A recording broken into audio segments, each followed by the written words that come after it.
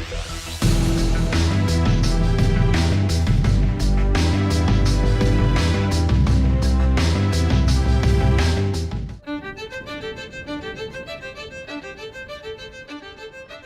thriving 21st century city is nothing without its transport network.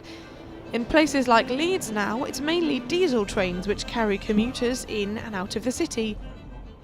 And one of the oldest gripes about train travel is rising fares. But when we grumble, it's easy to forget how expensive it is becoming to power these trains. Rising fuel bills don't just apply to homeowners and businesses. Our diesel element is it's around £27 million a year, so it's a huge proportion of our energy spend is diesel on our trains. Our diesel trains are about 85% of our mix, so this is the core energy that we have.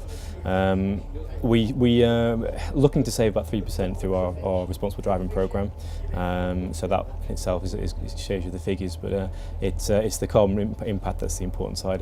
By actually reducing by 3%, we save about nearly 4,000 tonnes of carbon a year. Keeping track of the figures is vital for Gareth.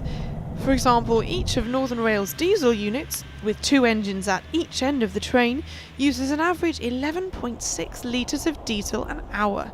That's just when idling.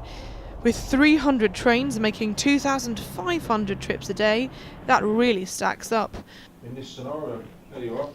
Which is why the train company has brought in a new initiative to encourage its drivers to use less fuel as part of their wider training. These trainees are learning the ropes, and there's a lot to take in. If you can maintain your speed, particularly if you can use gradients to maintain the speed, that's even better because we can coast. Here in the driver's cab there are so many dials and knobs and buttons to keep an eye on, and obviously I'm not trained to drive one of these diesel trains, but the people who are can go at speeds of up to 75 miles an hour and make between 60 and 100 stops in a day. And with all of that to remember, how on earth are they going to think about cutting their fuel consumption?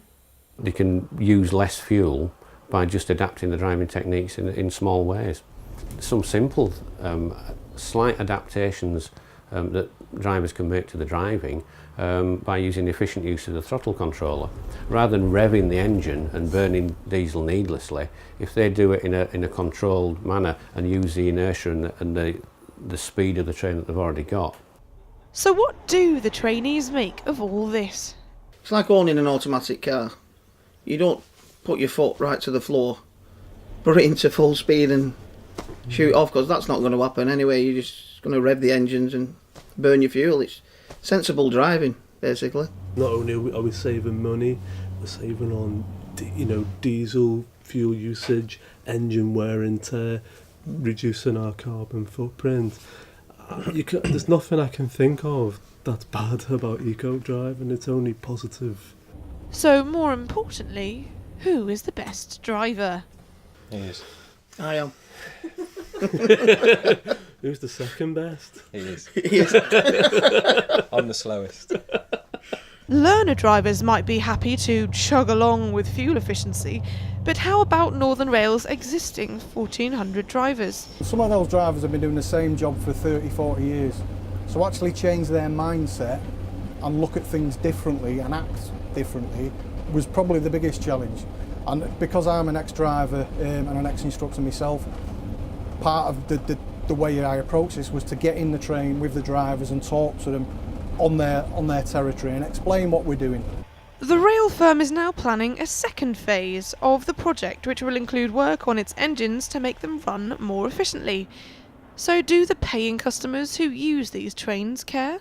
I think it's always a good idea to use less fuel. I think the interest is more on the main line versus the sort of the back lines, the short commuter runs where they're probably using more fuel because they're stopping and starting more. I think it would definitely be more important for saving on the environment. If it takes that little bit extra, if you're aware that it's going to take that little bit longer, then if you've saved on the environment, it's definitely worthwhile. This is one of the busiest stations in the north of England, and 100,000 people stream onto its platforms every day. And if this new fuel-saving initiative is picked up by other train companies, all of these people could soon be on their way to a much greener destination. Vicky Ellis, Energy Live News, Leeds.